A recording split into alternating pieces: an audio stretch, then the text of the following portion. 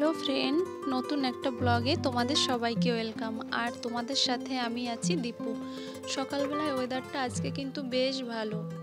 এদিকে আদি সকালে কিন্তু একদমই ঘুম থেকে উঠতে চায় না।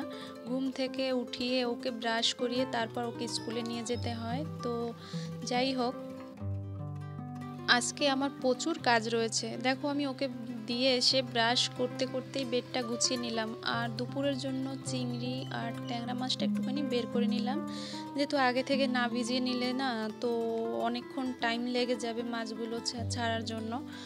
তো আদি আবার চিংড়ি ছাড়া অন্য মাছ খেতে চায় না, যার জন্য ওর জন্য চিংড়ি আর আমাদের জন্য ট্যাংরা বা অন্য মাছ হলে ওর জন্য আলাদা করে কিছু না কিছু একটা করতে হয়।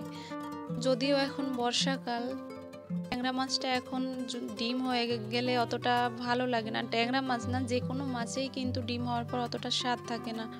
দুপুরের খাবার খেয়ে একটুখানি মিষ্টি মুখ করে নিলাম। আর আজকে আগেই বলেছি যে অনেকটা কাজ রয়েছে। অনেক দিন ধরেই বুকে ব্যথা করছিল, তো ডাক্তার এক্সরে দিল, তো এক্সরে করালাম। কিছু জেরক্সের ব্যাপার ছিল, জেরক্স করালাম। তো পথে দেখলাম বেশ সুন্দর সুন্দর ওয়েদারটা, বেশ ভালোই লাগলো। কিন্তু এই যে দেখতে পাচ্ছ, এখন কিন্তু দুপুরবেলা, না কোনো রোদ আছে কিছু না, বেশ সুন্দর ফুরফুরে ঠান্ডা ঠান্ডা হাওয়া দিচ্ছিল। তো ভাবলাম একটুখানি হাঁটাহাঁটি করে নেই, যেহেতু ওয়েদারটাও ভালো আছে, তারপর যাব বাড়ির দিকে। আর দেখো, আমাদের বাড়ির চারপাশটা কিন্তু এরকম বেশ সুন্দর, একদম সবুজে ঘেরা। আর একটুখানি বৃষ্টি হয়েছে না, বড়া খায় না, পাত পাতা নিতে এসেছি। এটা পাত পাতাকে আর একটা কি বলে, গন্ধ মাদল। গন্ধ গন্ধ মাদল খাওয়া দেয় তখন কচি কচি পাতা। এগুলো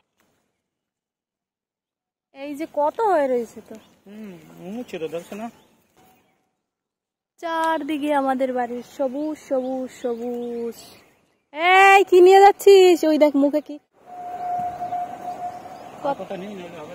কতগুলো পেলাম। এগুলো খেতে হয় তাই না?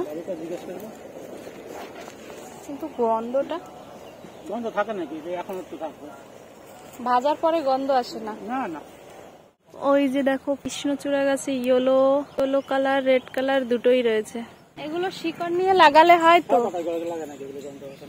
কেন ব্যালকনিতে লাগানো যায় না? এই যে ডুমুরও রয়েছে এখানে ছোট্ট ছোট্ট করে। এই যে ডুমুর আমার অতটা ভালো লাগে না। এগুলো আরো বড় হয়তো না, টসম বেশ উঠেছে। খাবে কি? চিকেন মাটন ছাড়া খাবে না ভিআইপি বাবু।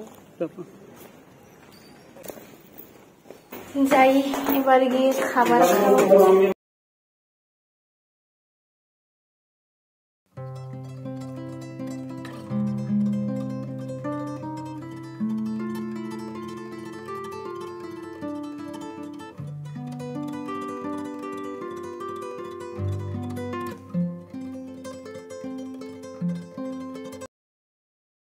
এখানে আমি দেখো পাতাগুলো বেশ ভালো করে ধুয়ে টুয়ে নিয়ে নিলাম। আর এটা আমি কিন্তু ডাল আর চাল কিছুটা ভিজিয়ে রেখে মিক্সারে দিয়ে ওটা দিয়েই ভাজবো। আর সাথে দেবো একটুখানি রসুন কুচি, পেঁয়াজ, কাঁচা লঙ্কা।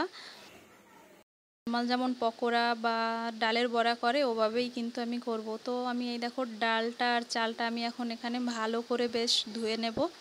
তো ধুয়ে একটুখানি ভিজিয়ে রেখে দেব। তারপরে চালটা আর ডালটা যে একটুখানি নরম হয়ে যাবে, তারপর আমি এটা মিক্সচার করে নেব। দুপুরের খাবারটা ট্যাংরা মাছ দিয়েই খাবো। আর এটা আমি সিম্পল আদা, কাঁচা লঙ্কা আর আদা বাটা দিয়ে করেছি। আর উঠানোর আগে একটু গরম মশলা দিয়ে, আলু বেগুন দিয়ে করেছিলাম। হয়ে গেছে ম্যাম। এটা কি দিল? আর সব জায়গায় দেখি এই এক নাটক। হ্যাঁ, ফার্স্ট টপার হয়ে গেছো না? ওই ম্যাঙ্গো খাবা?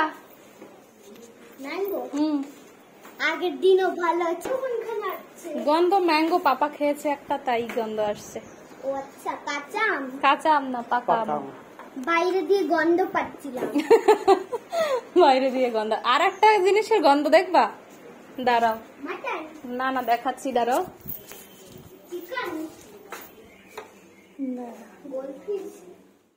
দেখো তো এটা কিসের গন্ধ, সুন্দর বাবা। এটা কি বলো তো দেখি। একটা ম্যাঙ্গো কেটে ম্যাঙ্গো খাক।